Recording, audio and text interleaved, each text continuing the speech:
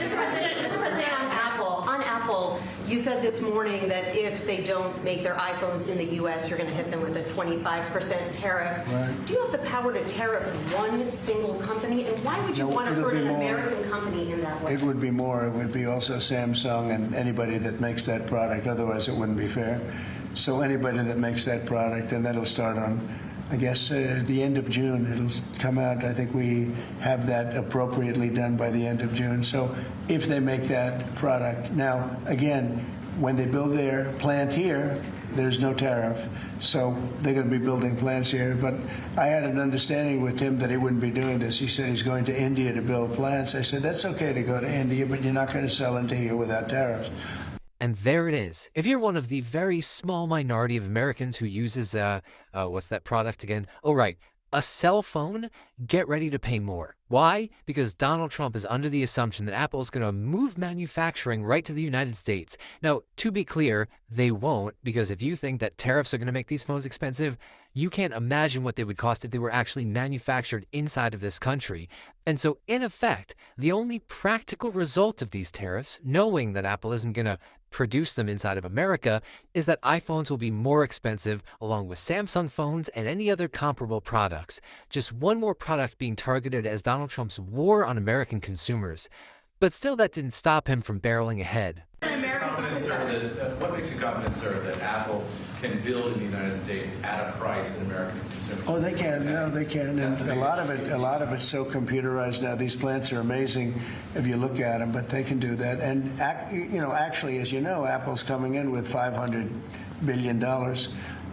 So are the chip companies. We have all of the chip companies coming in. The biggest, $500 billion, $200 billion, $250 billion they're spending. But we're talking about the iPhone now, and the iPhone. If they're going to sell it in America, I want it to be built in the United States. They're able to do that. So let me get this straight.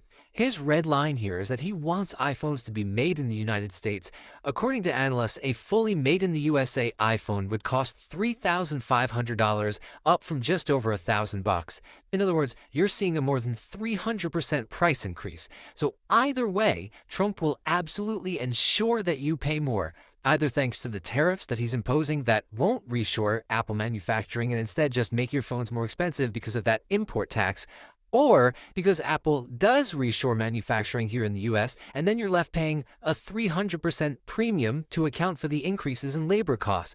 Heads I win, tails you lose.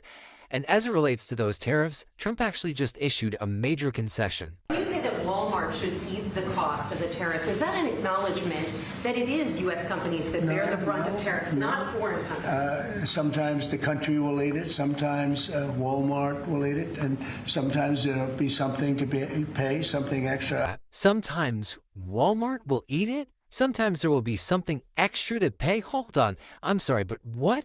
I was told by the ultimate authority on tariffs, Donald J. Trump himself, that they're paid only by foreign countries.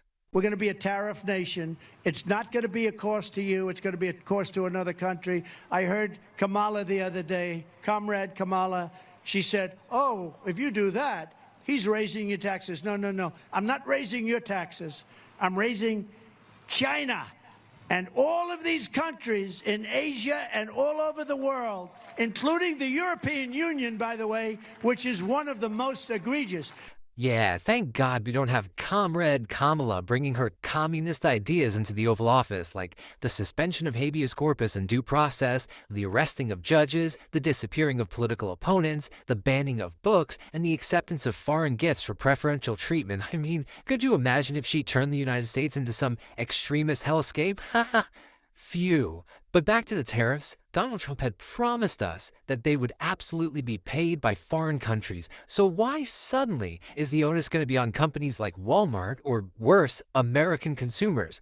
Probably because that was always the case. Trump knows it was always the case.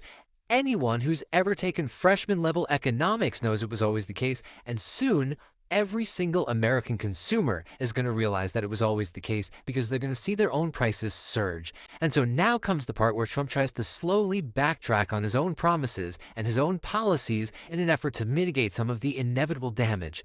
This is the first step in his effort to pretend that his own policy somehow isn't his own fault.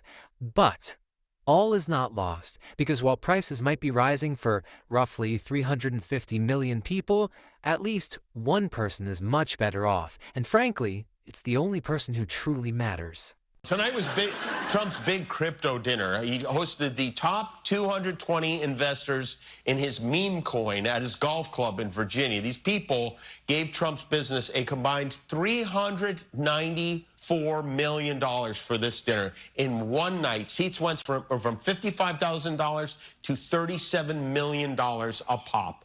That's right. While he's busy making sure that quite literally everything you buy is getting more expensive, he's using the opportunity to rake in billions from those looking to curry favor with Trump. But before any of you even entertain the notion that Trump is somehow profiting off of the presidency, listen to this. It's absurd for anyone to insinuate that this president is profiting off of the presidency. This president was incredibly successful before giving it all up to serve our country publicly. And not only has he lost wealth, but he also almost lost his life. He has sacrificed a lot to be here, and to suggest otherwise is frankly completely absurd. I want to thank you for your vision, for your courage, for standing up. You know, President Trump is a populist president. He's a president he's blamed for giving money to billionaires and all this stuff. We hear about that all the time. But he is on the side of the middle class, the working class, the poor in this country. Now, I'm not saying that that's the brainworm talking, but yeah, no, that's exactly what I'm saying. The reality is that while Trump's slavish devotees and mouthpieces might be perfectly content to lie with abandon, the numbers don't. And the numbers reveal that in just over 100 days, Trump's net worth has already doubled to $5.4 billion. And last time I checked, the presidential salary wasn't $2.5 billion, which means that he's clearly figured out a way to profit off the presidency. So I suppose as he works to ensure that we all pay more for literally everything, at least when you throw Trump's own consolidation of wealth into the equation, it all averages back to normal.